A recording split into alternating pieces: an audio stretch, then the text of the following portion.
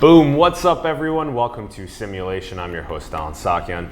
Super excited to be talking about photography, art, life-size portraits of whales, the sun's light, and studio cosmos. We have Bryant Austin joining us on the show. Hello. Hi, Alan. Thanks so much for coming on. Thank you for having me. Super excited for this show. So I actually had to change you put one of your photographs as my desktop background because it was so beautiful, the whale eye.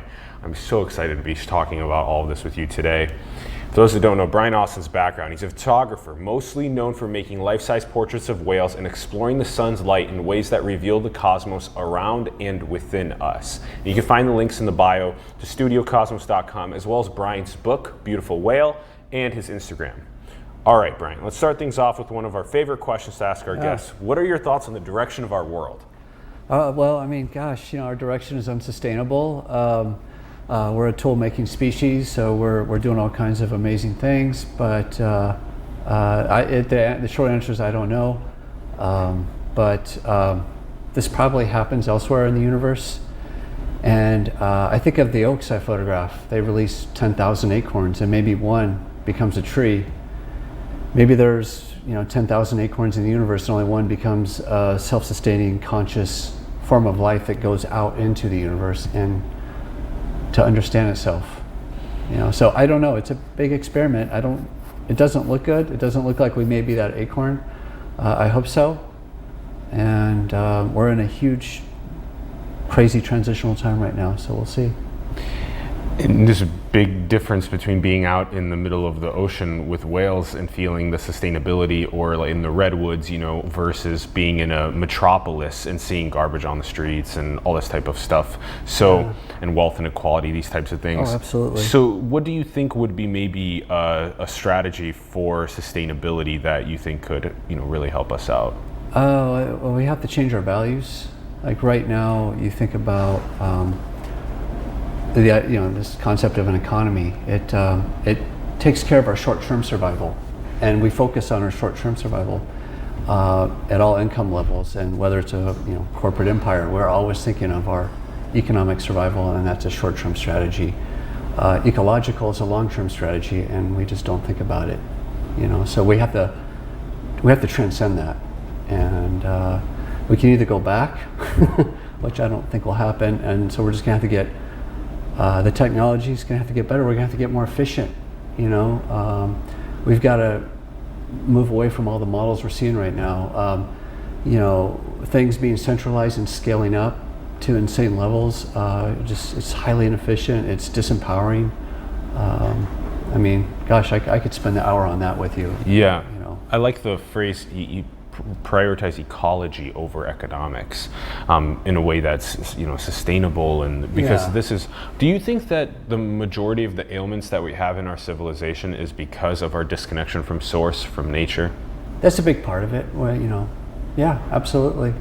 Yeah, that's what the indigenous elders have been teaching us for a while now. They're like, connect back to source, to nature. Yeah, if I'm out of balance, if I'm really stressed and like just things seem really crazy, I just go back in nature. I'll backpack for 3 days, or go free diving, and do some long deep dives and just really just surrender and reconnect with nature. It's very powerful. It doesn't seem like it would do anything to us as we use words to describe that, but when you're immersed in it, it's transformative. And Brian, let's do your journey. So who were you as a kid growing up that got you interested in photography, art, expression? That was all dormant. So as a kid, I was a redhead. I was overweight. I went to a new school every 2 years, so I was constantly in fights, getting teased, beat up. And so all that stuff that's within me, that longing to connect with nature and connect with it as a creative, as an artist, was dormant. It barely existed. I tried painting and drawing, whether it was comic book, themed things or transitioning to nature. And in my late teenage years, it just transitioned to the cosmos, painting, but I was never satisfied with it. So you started painting the cosmos in your teenage Yeah, years. just trying to find ways to reveal it around us through paint. But I had no life experience. My experience was so limited, And so I had some really important mentors in my late teens and early 20s that were my first real friends. Like I didn't even know what friendship was. Like, what's a real friend? You know, like what's a good friend? And they profoundly changed my life. And like I realized there's nothing I can't do. I mean, yeah. One mentor taught me base jumping. So, so I was never good at sports. So I just thought that's because I suck as a person. I'm less than human. And then to be introduced to a sport like that, like, well, I have to be good at it or I'll die. So I practice, and I practice in my bedroom on launching and body positioning, like just visualizing, and got really good at it. And that was really empowering. Yeah. Because I just thought you could do anything you want, you know. Yeah. Whoa. Yeah. So mentors were critical, and they nudged you in a direction of really challenging yourself with base jumping. Yeah, that was John Bolin. I grew up in Sacramento, or that's where we met, where I grew up, and the sad thing is my mentors died, and both Jonathan and another guy named Mark Henkel, and it was really their passing that lit a fire under me. It's like they taught me how to live. Whoa. And how to embrace life and follow my truth, and I have to honor that. Yeah. So that's all I've been doing ever since then. That was 28 years ago. Yeah. Whoa. Yeah. Embrace life and follow your truth. Follow your truth, or you'll suffer. Big time. Yeah. So you follow what you've discovered as your purpose, or there will be suffering that comes. Yeah. It's hard. I mean, yeah, and it's hard to follow your truth as well. Yeah. There's going to be tests of faith that There's come. going to be tests. Challenges that arise, but those are the important things to see as challenges to overcome, because those are the tests that are there to see. Yeah, and doing my work with the whales, I sold everything I owned. Like I sold my car. I lived in a trailer. I sold my trailer because I just put all my money into the practice. And I would think, well, how do I feel about that? How do I feel about having nothing and being nomadic, basically almost homeless? Yeah. It's like, well, I'm still here. I still love who I am. It's like I'm still practicing my work, so I guess I'm good. So sold car. Yeah. You really went all out. Once it was revealed to me, with whales, something was revealed to me that's completely missing. How did you even get the first taste of whale? Well, that goes back to my childhood. Okay. Yeah, I saw dolphins at a marine park in Redwood City back in the early 70s. I didn't know what they were. I didn't know what a dolphin was. I knew they were. I felt a consciousness from them. I was only like 7 years old. Whoa. And they were suffering. They were in filthy, dirty water. You couldn't even see the bottom of the 4-foot pool, covered in scratch marks, kids splashing and screaming, and completely disconnected from their suffering. And it was so evident to me, but I couldn't process it. I just buried it because my parents were divorcing, and so I was just burying stuff in it. And then it would come out later as you try to understand it. Yeah. Whoa. Yeah. And it was through my mentors, through really, honestly, it was base jumping that said, go photograph whales. That's when I started. Whoa. Okay. now take us into that part of the journey, because I love some of the sentences on the website, the feeling of interconnectedness that you portray through every photograph, that every photograph taken throughout history is a self-portrait of the cosmos. Yeah. I love that. Yeah. It's easy to feel separate. It's easy to feel that nature is separate from us, that you and I are separate, but we're all an expression of one thing, and it sounds corny, to say that, but but nature can sometimes bring you fully into the present moment, and when you can feel the cosmos right here. Just last year, real quick, that's this transition, this metamorphosis happened where photographing the sun with my telescopes and watching a shadow come behind me. It's the sun's rising, but it's rising behind a mountain, and the mountain shadow is coming towards me. And I could feel that shadow's presence. It was almost like a person was walking towards me. And And in this instant, I felt the cosmos experience itself through me until there was no longer a me. And it's really hard to describe. But yeah. You know, and it really changed me that day. You don't have to describe it with us. We know. Yeah. And it comes and goes now. But it was really profound. So then the mountain's shadow was slowly starting to come up. Yeah, it was Half Dome shadow. Half Dome shadow. Yeah, I was in Yosemite, and you could see it come down Glacier Point, right? But it takes time. But once it hits the valley floor, it starts to pick up speed, and I would just keep looking over my shoulder, and it was just, you could almost see it moving towards you. Whoa. And it does. You could see it move towards you because there was a time I thought, well, when that shadow comes to me, the sun is visible. So what I'll do is pick up my telescope and run into the shadow and reset up and recompose this thing I'm working on. There's a tree I've been photographing for 4 years on that. It's only a 6-foot Jeffrey pine. But I thought, I'll just run. And I realized I picked up my telescope and the shadow is going like I couldn't even run. And all that is Earth's rotation. Yeah. The sun's not moving. Yeah. You think about it, you know, it's just like, yeah. And that's just a star, you know. Well, sun is, moving while the Earth moves around it. Yeah. Oh, it's moving in its own direction. Yeah, that's right. Yeah. You've been photographing the same tree for 4 years? Yeah, there's several trees I've been photographing for 4 years. So what I love to do, I've done with whales, is I like to go deep in terms of depth of time with the subject. So whether it's a whale, an individual whale, or a population, a group of whales, I like to go deep into, you know, great depth of time with them. I think, you know, the thing I do to do that is I have to emotionally decouple from all the financial pressure one feels doing this kind of work. So if you can just separate yourself from that financial pressure and be willing to invest the time, that's where you start to see things that most of us will never see or experience, because we're bringing that pressure of, you know, the bottom line to their world. Yeah. So then if we take ourselves away from the economic and political machinery for bits of time that enable us to go really deep with subjects. Absolutely. Especially natural subjects. Yeah. Like trees, whales, sun, stars. Sure. Yeah. Ourselves in those moments too, those deep. Yeah. That's even harder.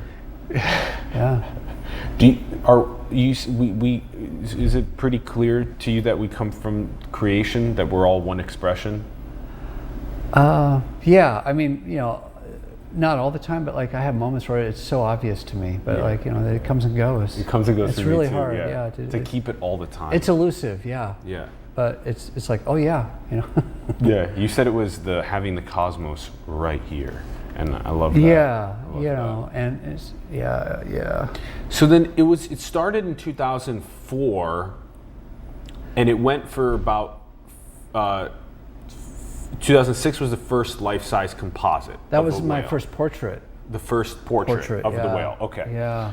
And then you've been doing this for 15 years. The whale specifically for about. I've been doing whales for 15 years. Yes. The life-size part of it has been about 12 years. But honestly, it's been 2 years full-time at sea and 10 years logistics and fundraising and organizing everything, shows, field work, all that. So it's a lot of work. Yeah, and very little creativity. And that's why I had to stop. Yeah. Wait, how is it little creativity? Because you have to do so much to get the funding to be in the field. It's very expensive to be in the field with them. Yeah. Yeah, and because I work alone with them. Yeah. If you work alone, they're more likely to come right up to you. Yeah. And the only time when you're making life-size portraits, they have to be 5 or 6 feet away. If they're any further than 6 feet, using a telephoto portrait lens, there's just nothing there to make a life-size portrait. You need to get, like, you can see, like, we have wrinkles and all this. I get all that, and you get the skin peeling off. You get the finest details, and these are all the things that make them real in photography. Yeah. And you obviously make the photos, you know, life-size. So. You make the photos. The photos are life-size. 100 foot. No, I haven't done that yet. My largest is 8 by 36 feet. 36 feet. Yeah, it's in one of the Photos, videos yeah. I gave you. Yeah. But that one's never been printed. I finished that in 2012. That one has been printed. That's 30 feet. I have one bigger than that. A 30-foot print. Yeah, and that's Wow. archival. It's all done to archival standards. That's in Tokyo. Wow. But they're very expensive, and there's nothing easy about this work. These are very expensive. Yeah, to everything's me. expensive about it, and it's really important that we see this work, you know. Yes. And I've done 5 shows in Norway, a country that hunts whales, and I did a show in Tokyo.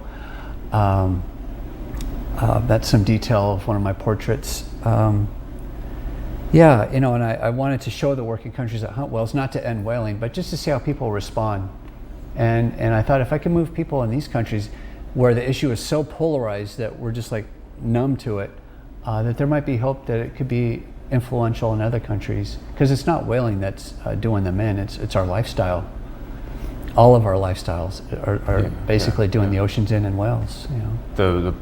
The parts per million of CO2, the microplastics, the acidification, the shipping industry for cheap goods from sweatshop factories that run over whales. But most importantly, it's commercial fishing. Commercial fishing. And I think in 2002, there was a conservative estimate of 300,000 whales and dolphins dying in fishing gear every year.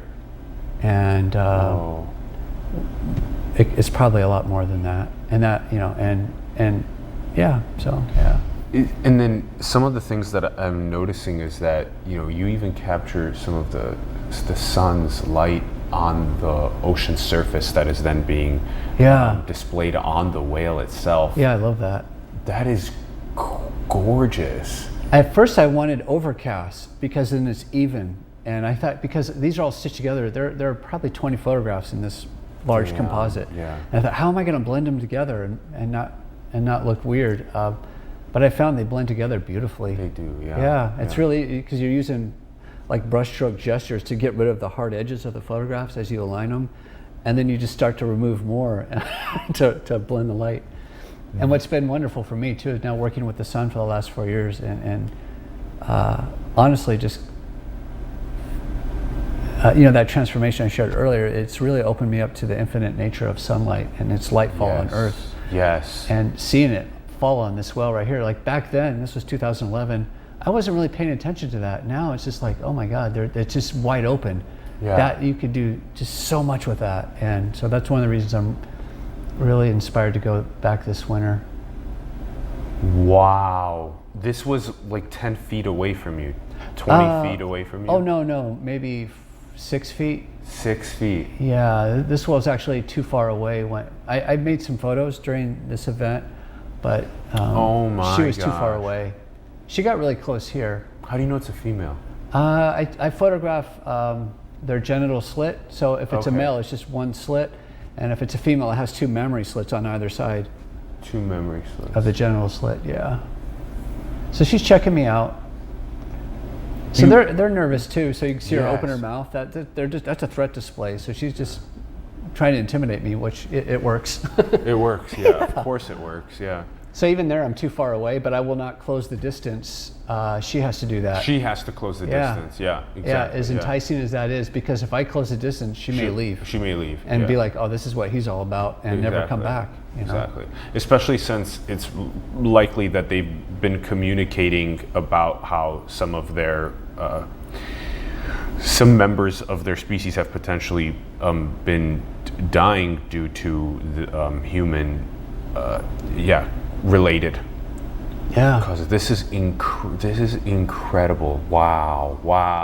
Yeah, and still she's too far away. But just because we're trying to get some footage of my work, I just went ahead and went through the motions. But yeah, she's way too far away. Those would never be life size. Yeah, I'm like, half that distance. It's cool how you were teaching me about the importance of intent, because if the intent is to go on a quick tour to go and try and get something, it's not going to come, versus when you go with the intent of being patient and really expressing that that notion of love and I'm just here. I'm here peacefully, Yeah. and you can come to me, and I'll show you that I'm here peacefully, and I'm not going to close the gap. Yeah. Actually, interestingly enough, a lot of like men are also starting to not close the gap in terms of like relationship with women, like enabling the woman to come and close the gap. Create space. It creates space for Absolutely. the woman. Yeah. Yeah. Intent is so important. Yeah. I'll have people that are spiritual and new age and all that, and they ask me if I communicate with the whales, and I say you can communicate intention, and it's very profound, and it's very evident. We don't have to use words, and like I shared with you earlier, you make that intention by showing up every day with the same group of whales, and being respectful and predictable. So I'll be over here, in the distance. You guys can come see me if you want, but I'll be over here observing you, and you just make yourself predictable. Yeah. They're very curious by nature, and I think we take that away from them. Because sadly, like if we're only taking a 10-day, 2-week holiday to swim with whales, that puts a lot of pressure on whales, because people, and the operators too, because they're always having to make compromises for everyone to have an encounter, and it's usually the whales just leave. Whoa. Yeah. What are the geographic locations that you go to? For this body of work, they were all done in the Great Barrier Reef. The Great Barrier Reef. In Australia, and then the Kingdom of Tonga. Kingdom of Tonga. Yeah, it's a great place for swimming with humpbacks. And that is South Pacific. South Pacific. Mm-hmm. Yeah, it's by Fiji. By Fiji. Yeah. And so those two locations. And the Eastern Caribbean. Eastern Caribbean has some. Island of Dominica, which is where that video was. Dominica. Yeah.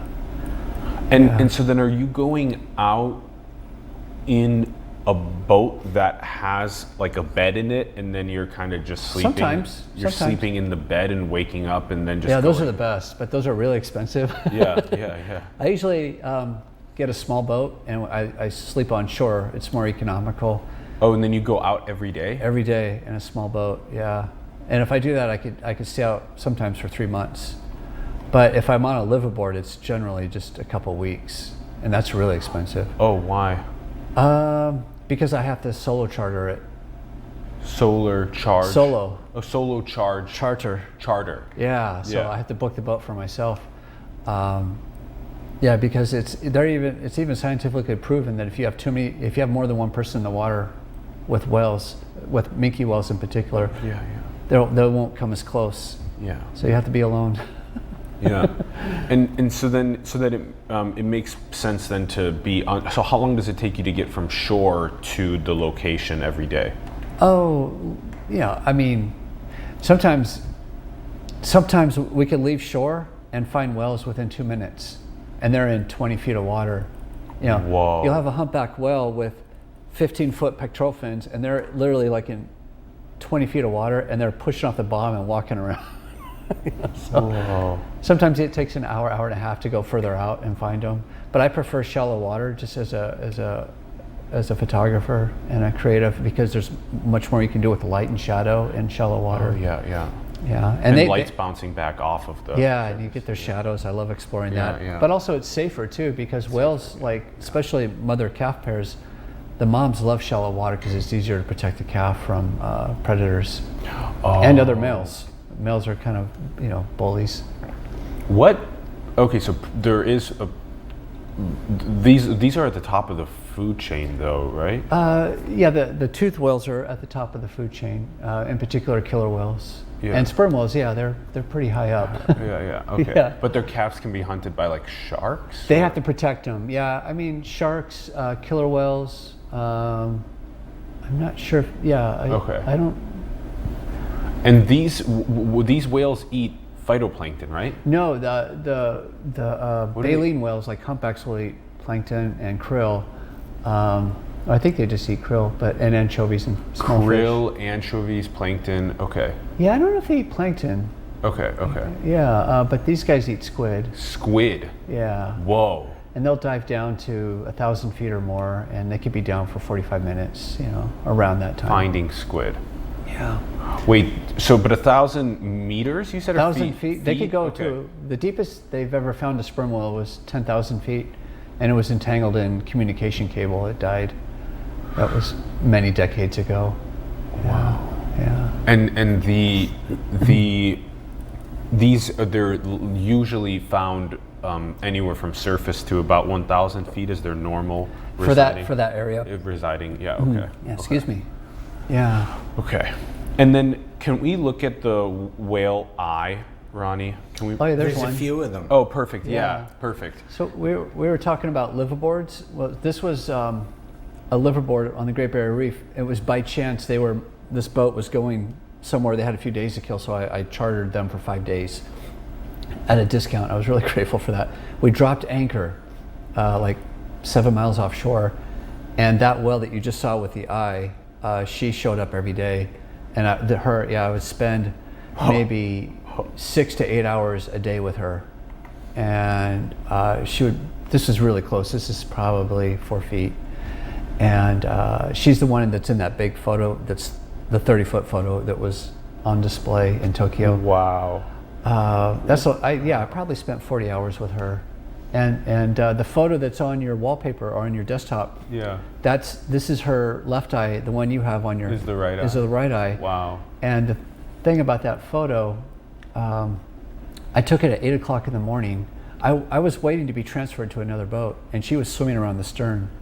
So I just got in real quick, grabbed my camera, and you'll notice behind her eye is black. It's there's like a darkness to it. That's my shadow of my body, just off to the side of her eye. So I took that photo, and then the dinghy came to pick me up. This small boat came to pick me up and took me over to the other boat, and she followed me over. And I dumped my gear off on their deck, grabbed my camera, went back in. Yeah. She was amazing. That's the one you have. Yeah, that's the one that we have. So this is the right? Or That's the right eye. right eye? Yeah. And you said you can see your shadow on this? Yeah, my shadow's over here. Oh, over here, that's you? Yeah, yeah. She's coming out of my shadow, and the sun is so low. It's at such a low angle. This is an absolutely unbelievable. Yeah, and you can see the fine details. Fine details Yeah. on the wrinkles of this, like you said. So this was shot from about like 6 feet away? Oh, maybe 4 feet. Yeah. Wow. And they were taken with Hasselblad made a 50 megapixel camera in 2000. I think it was released in 2008, and so this was just happening as quickly as possible. As soon as that camera was released and someone made a housing for it, I was able to just cobble it together and go, like it was 50 megapixel camera? a medium format camera, format. which was a really big deal in 2008. Yeah. And then, wow. Well, I just want to stay on this for a little bit. Oh yeah, sure. There's a couple things here. First is just what is going on in this creature's experience, in their sentience. Yeah. It's crazy that they live here. Yeah. And we live here, and we don't really interact, and they're at the mercy of how we live. Wow. And and I just, I worry that they're going to go extinct, Yeah. Well, it's like you think about, like some of these whales, like the sperm whale that I shared earlier, they have the largest brain ever known to exist on Earth. They're highly complex social animals. They've been around a lot longer than us. They've been shaping their communication and culture for 7 million years. And it's much longer than us. And it's a very large brain. They echolocate, they can see in your body. They can see if anything's wrong with you. If you're female and you're pregnant, they can see the fetus. Yeah. Whoa. So they experience the world completely differently. They could have, I don't know if you call it oral tradition that could be passed on generation. I don't know what you would call that, because they're echolocating. They don't vocalize the way we do.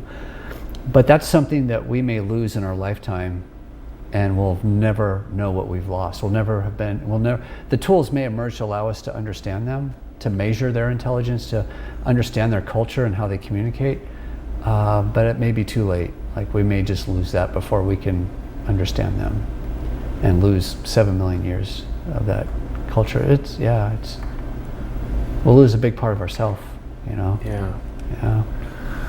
Wow. Yeah, your conservationist perspective on whales is so important, the way you just voiced it. I'm really happy that you did, and yeah, they're so gorgeous. There's so much to still learn, and Yeah. they can't. We also so many species at the mercy of the way we live. Yeah.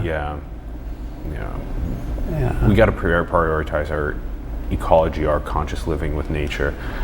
Yeah, we've been saying that 10% of every single venture capital fund needs to go to the Department of Nature Maintenance and around the world. Yeah, or just make things more efficient and empower us. Don't make things highly inefficient and keep us disempowered to make a ton of money. You know, I mean, I think we're at a crossroads where the tools are emerging that empower us, and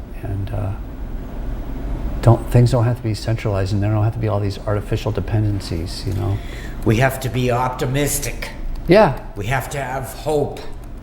We have to think intelligence will prevail. yeah. It's weird. It's like energy and matter want to be conscious. Yeah. You know, And they want to sustain. yeah, they want to be sustained, right? Yeah. So, And that's potentially our role as stewards. yeah. Yeah. Yeah. Yeah. Okay, now you also had to train yourself in scuba diving then as well. Oh, actually, free diving, It's free diving. breath hold. Oh, breath hold. Everything is snorkel. Everything's snorkel. Everything's snorkel. Yeah. How long can you hold your breath for?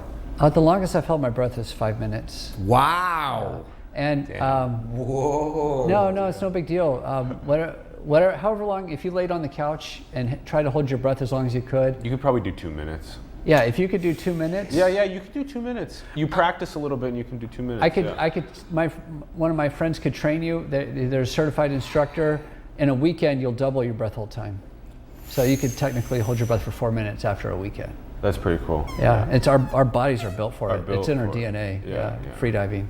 We're aquatic.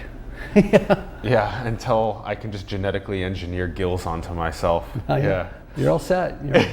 You're ready to go. Wait, don't we know somebody that's working on that? Yeah, we've talked to lots of people that are working on wonderful things. Oh, yeah. The gill guys. So gill guys. So then you free dive. You go. You take a rise, take a breath, and go down for 2, 4, 5 minutes. Oh, not with the whales. That's just for fun. So Okay. with the whales, I'm on snorkel, and I generally try to do everything at the surface. And if the whales really relax with me, I'll exhale, so I'm negative, and I'll sink. I won't even like kick, or I'll just drop a little bit, and I'll start moving along the side of their body and getting very detailed. I used to turn the camera on its side with like what would be a 50 millimeter lens for a regular camera, but it was on a medium format, so it was an 80 millimeter. But I would turn on its side and go across the well. But then I would have these moments with whales that were so accepting that I'm like, why don't I just drop down and do like, well, first I'll do the top of the whale, the middle of the whale, and then the bottom of the whale, all at 50 megapixel with this giant medium format sensor and portrait lens, and get real detail, like, and get their closer to their true colors. And that was the last biggest photograph I made, was doing that. So that was some breath hold work there. Yeah. And then you have to. How do you encase the camera in water? Right there. In Look water. at that. Yeah. So how do you encase that in waterproof? This is an aluminum underwater housing. It's my favorite one. It was made by UK Germany, and it's just such a simple housing. This housing is made for the fashion and advertising industry. So anytime they want to photograph models underwater, they need a camera. Of course, that's housing. how it originated. So because of that industry, I was able to grab this and go do that work with whales. Wow. I mean, it's just really crazy when you think about it. That work is not supposed to exist. If you think about economic, business models, business plans, and what's your strategies and what's your return of investment, like return of investment, well, more people are going to have a deeper impression of what's out there. More conscious. Because this is, we're talking like, the $1,000+ in flights. We're talking, boat rental every day. You have to take the time off work. You still have to pay your own rent. You have to buy food every day to eat. No, you have to be a nomad. You don't even live anywhere. Yeah. Yeah, you just do it. You just do it. Yeah. You're awesome. So badass. Yeah. Yeah, if you have rent, you're not going to do it. Yeah. Yeah.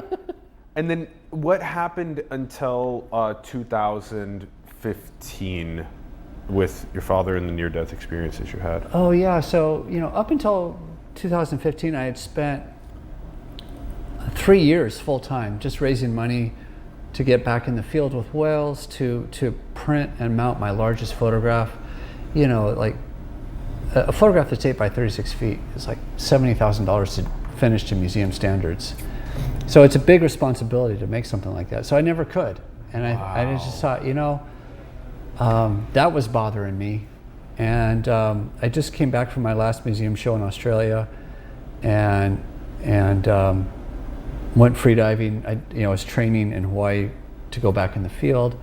And I spoke with my dad real briefly, and just typical, father-son, regular, how you doing conversation. And then a couple weeks later, I saw him on the phone. I was like, "Oh, hey, Dad," and it was his wife, and he was in the hospital. So I came up to be with him. He hit his head and was unconscious, and had a lot of internal bleeding, in his brain, and so I was able to be with him for the last 24 hours, and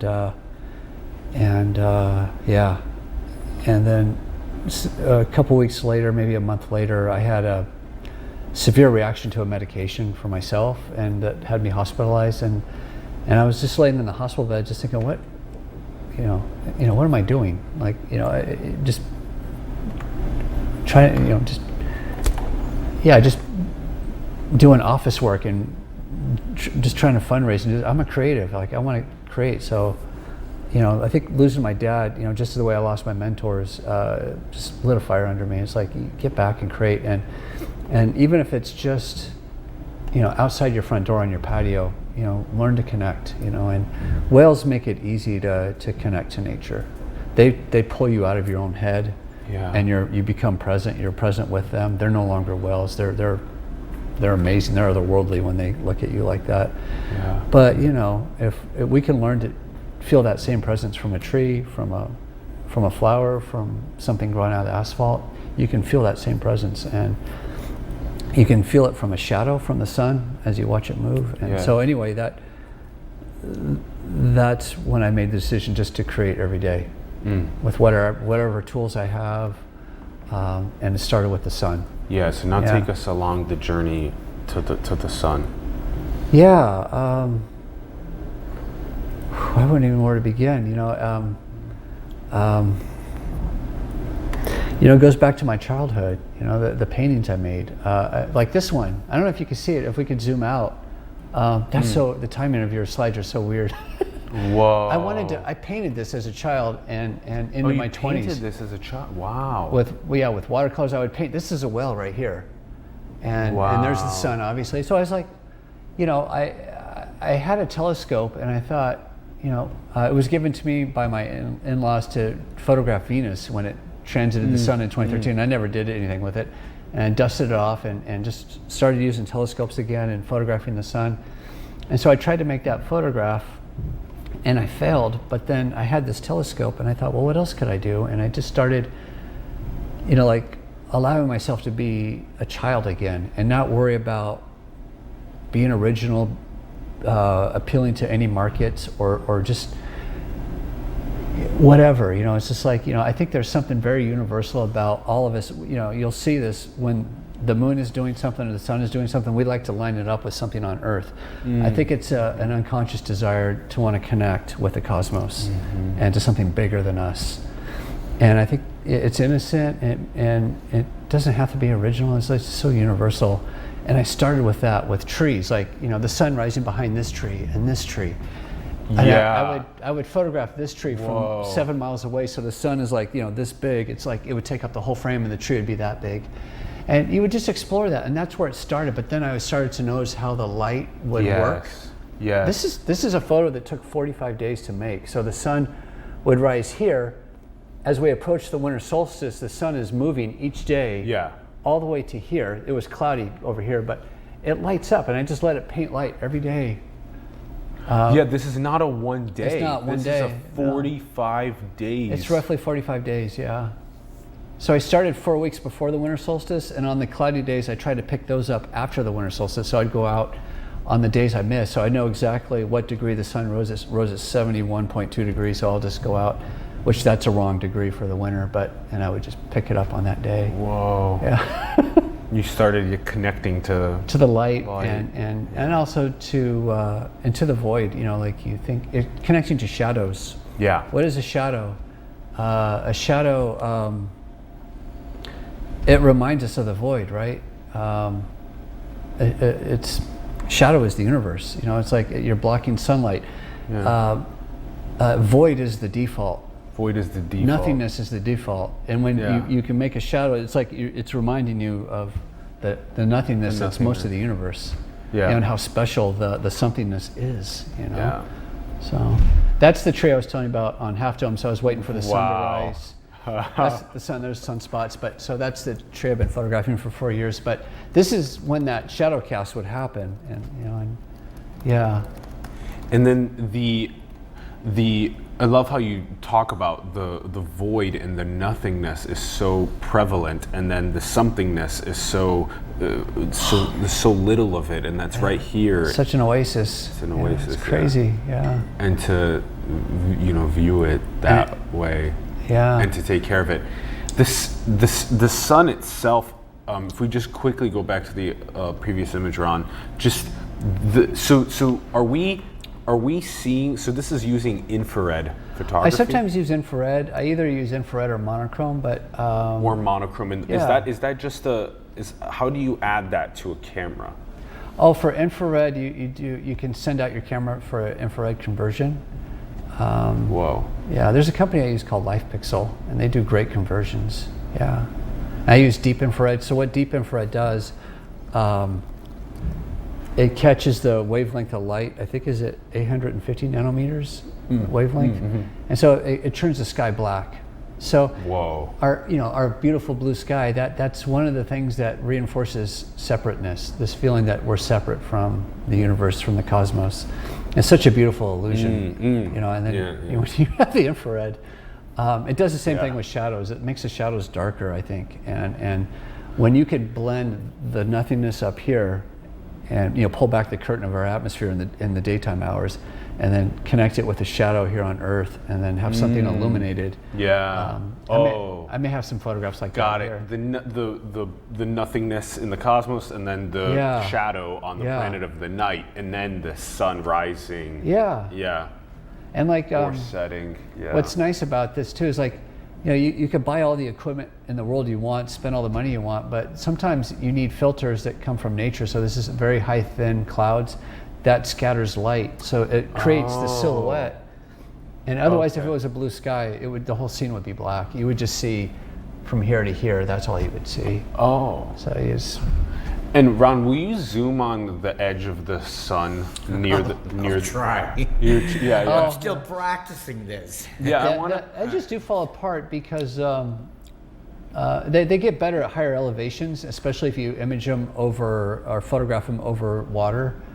But you'll see turbulence. That's all atmospheric turbulence. I was gonna ask. So then, So then, are these flares? Like you can kind of see. You can get those. And then those are the sunspots. Those are sunspots. So you can actually start seeing sunspots, and you can see the fact that this just constant fusion is happening, and you can see that along the edge of. You can see it with a different filter. That's just atmospheric turbulence. So it just scatters the light where it mixes with, the sky, like nothingness. The high energy of the sun, and then almost the nothingness of the atmosphere reveals this turbulence. And then I have filters that let you see, I think I should know all this, but it's the chromosphere. Chromosphere. So you can see all the detail of the filaments and the plasma. And this is a white light filter, and it can let you see some detail too. Interesting. Yeah. Okay. All right. We'll move to the next one now. So that's a setup on my patio, and then occasionally I'll take that to. That's so cool. I'll take it to Yosemite at a place called Tenaya Lake. So that's what I was saying. If you can get to high elevations like 9,000 feet, set it up over a body of water like an alpine lake. The air is so stable. The sky is so black. You know, when you're in infrared or, you know, imaging the sun. Yeah. Whoa. That's a tree and the sun photographed from about 7 miles away. So it's interesting that the sun is always the same size, but the tree gets smaller the further away you are. Let me go back to intuition. And this is revisiting my work with it, feeling this connection to light that I have now, light and shadow, going back to my old work. And oh, this is the filter I was telling you about in hydrogen alpha, so you can see that kind of surface detail. I love this photo. Oh, thanks. That's such a good one. It's a crazy spot. The surface detail is crazy, and also how you found the right day of the year when the sun's rising right in that the right day crevice. and the right spot. The spot is only 6 by 6 feet. If you step out of it, this opening closes out. It's really cool. And what's really cool is you set up 2 telescopes because you can put each spire in focus. They're like this. They're like a couple hundred feet apart, and you can get greater dynamic range. And you see the shadow of the 2 spires moving as the sun, before the sun emerges. So as the sun's about to emerge, you'll see the shadows moving, and they just come up to you. And there's just something about connecting to the shadows moving like that. And they come up to you, and they move past you, and then the sun comes out. I don't know. And quickly, Ron, can we just go back for another moment? I just want to mention just a couple things. One of the things is, just on the one right after this one, the one that we were just describing. I forget which one it was. Oh, it was the sun with the crevice. The crevice. yeah, The sun okay, with the crevice. okay. Yeah. Oh yeah, there. Yeah. I'm so You're good. stupid. So then there, you see again the sunspot. Yeah, sunspot. And then you can actually start seeing what looks like all of those solar flares. Yeah, there's solar flares. So what you see, what look like filaments on here, I don't see any filaments. There might be one right there. As the sun rotates, those filaments will go to the edge and become prominences. So that's when you see the flares. You'll see these giant flares, and So this happens maybe one couple days of the year when the sun's rising just right there. Just this spot, it only happens twice a year. Twice a year. Yeah. Oh my gosh. Around. Yeah. And this was at It's at Yosemite. Yosemite, yeah. Okay. I love Yosemite because you can stand in the valley, and especially in the wintertime, the sun will interact all day with trees and stone. Yes. And I mean, just all day. All day. All day. And it's just amazing. And the colors are amazing, the shadows. Yeah. Yeah, all that. And the air is really cold and stable, so. Yep. Yeah. Yep. And then I guess another aspect that I think we should cover with the sun is the amount of gratitude that we can inspire by taking photographs of the sun and reminding us that it gives us the source of life. Yeah. Yeah, it's one of the few things that are free. Yeah, that energy is free. You know, and you know, we were talking about this earlier. It's light that's forbidden to us to look at, you know, without some tools, and I think we can look at it when it's on the horizons. Oh yeah, it's safe. Well, I mean, don't take my word for it, but generally it's in the evening. In the morning, I wouldn't look at the sun in the morning as it rises, but in the evening, there's more dust and more stuff in the atmosphere, so it could be safer. Interesting. Yeah, everybody be careful. Yeah, of course. Yes. Warning. But using the tools that I use to look at the sun, you know, it turns day into night when you're looking at the sun. Obviously, the sky goes black. My filters reject so much energy, so you can see the surface, and you really start to see it for what it is. It's like it's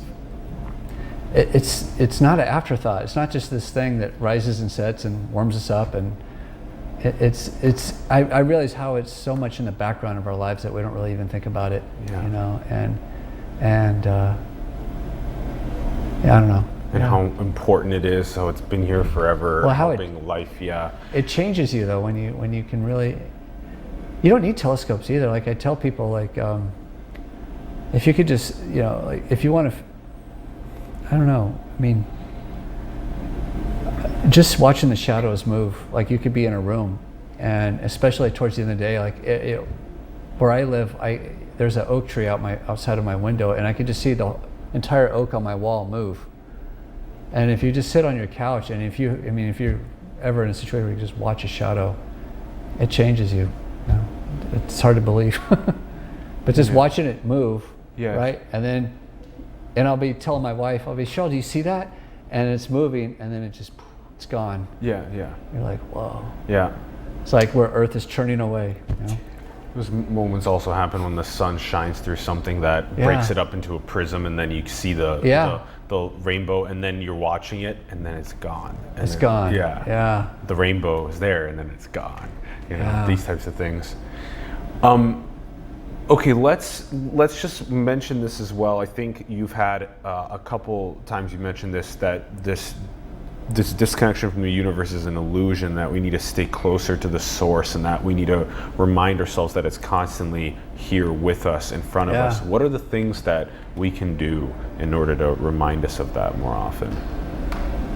Be in nature as much as we can. Yeah. And it's a process, for me, I think I've been in nature more doing this work with the sun in the last 4 years, and it wasn't overnight, it's so subtle, you're peeling back the layers and healing, it's a lot of healing, and I can't emphasize that enough, how much that can change you. I feel really healed, I do too. I was talking to Ron earlier, working the weddings, and how we always are looking outside of ourselves for completion, right? We're always looking for that person, that special someone to make us complete, or this thing, or this job, to be complete. But nature helps you, to be complete.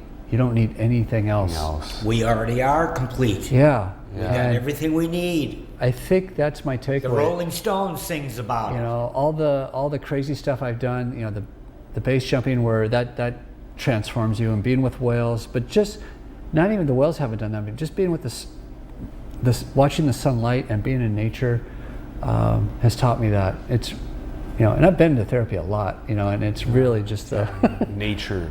Just the slow peeling back of the layers and the unpacking, and just really. Sometimes you can even feel your inflammation decreasing. And things like that. It's profound. Yeah. And will you also teach us, this is obviously very difficult to get into the hands of sustainable people that will basically getting your work into the galleries that then help you potentially fund the next artistic creative endeavoring. So you said it's really expensive, like $70,000 to print a big whale. So how has it been? You're giving a talk in Boston right after this at the gallery, right? So on Cape Cod. Cape Cod. It's really challenging because that division, that separateness we feel from nature, is alive and well in the art world. The art world is really focused primarily on the human condition, and nature is separate. That's a good point. And I think too, in nature photography, nature is separate. We often Photoshop signs of humanity out of the photographs. So I think it's on both sides, but I feel like it hasn't really found a place to land yet, so. It is slowly finding homes. You said, we had a great show at the Dots Museum of Art in Seoul, Korea last fall, and that's a museum that really aligns with my values, and this whole this idea of separateness in art. They don't see the human condition and nature as two separate things. They're both very much alive and one thing. And I did a group show with them, and a lot of the photographers are from the Bay Area here, and our styles are very similar, and the way we connect is similar, and it almost was if it was just one photographer. And not only that, the work conveyed a singular presence. There's trees, whales, and human-made objects, and it's just there was this singular presence being evoked. I hope the best for artists, and we're building that future where it's easier for them to get the work into the right places so that they can continue going and funding more creative endeavoring and making that more popular for children to go into and do. Bryant, what are your thoughts on where we come from before we're born? Do we come from somewhere else into these vehicles? The recent, like being in nature again, like the thing, I've thought about that, and I think, the thing, it's just, we come from nothingness and we go back to nothingness. And I think that makes the somethingness of life very special. Like you and this right now, very special. And that, that's all I know. Yeah. That's all I can measure, or we can measure. Yeah. Oh, you know this? Yeah. You know this? That's all I know? You mean we don't go to Jesus? Hey, I'm only kidding. if we can measure it. And okay, yeah. So, all right, and that could be, it could all that is, and it could potentially be. It's all the same thing. It's just a longing to understand and connect. This is very special. Life is very special, and to help children really identify that, and I love that. Okay, 2 more questions. Are we in a simulation? Oh, well, we don't know, right?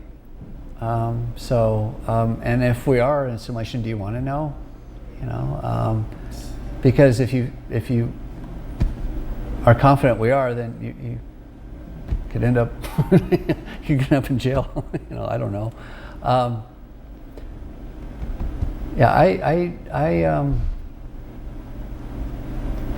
I think about that. I don't have an opinion. It doesn't matter either way.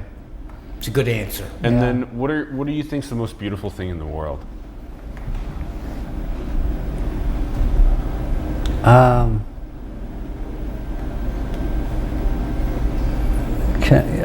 Connecting to ourself, connecting to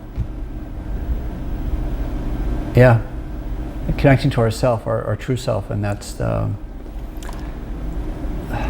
divine self, the good self, the oneness. We can connect to ourself, and the next thing we know, we sold our soul to the devil. Yeah.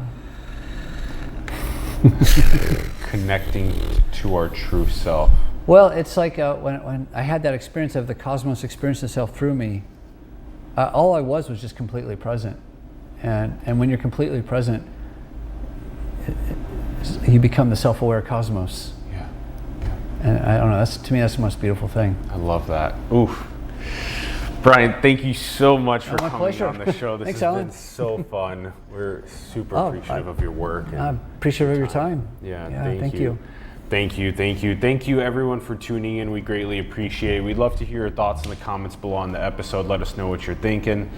Also, go and share more conversations with your friends, your family, coworkers, people online on social media about things like the crazy epic creatures that we see in our oceans like whales, about the coolness of photographing things like our sun and using light in these ways, and connect to nature more, connect to ourselves more, talk about these things more often with each other. Check out the links in the bio to Bryant's work, studiocosmos.com, as well as his book, Beautiful Whale, and his Instagram. Go and follow him, spread his work around.